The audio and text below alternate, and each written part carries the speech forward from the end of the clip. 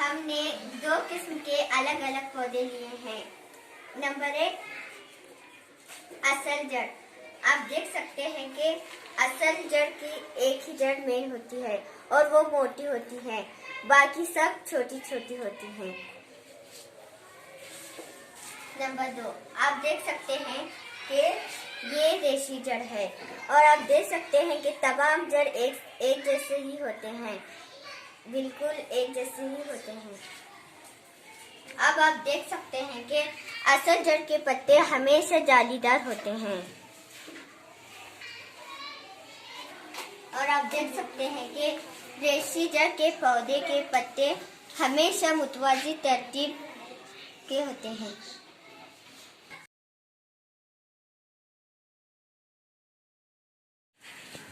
यानी जिन पौधों की जड़ असल जड़ होती है, उसके पत्ते हमेशा जालीदार होते हैं।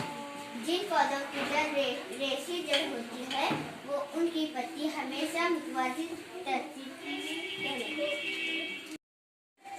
अब हमें पता चला कि अगर हमें कोई पूछे कि जड़ के क्या है, तो हमें पूरा पौधा उखाड़ने की जरूरत नहीं है, बल्कि हम उसके पत्तियों को देखकर ही पहचान सकते हैं कि ये असल जड़ है या रेशी जड़। Very good.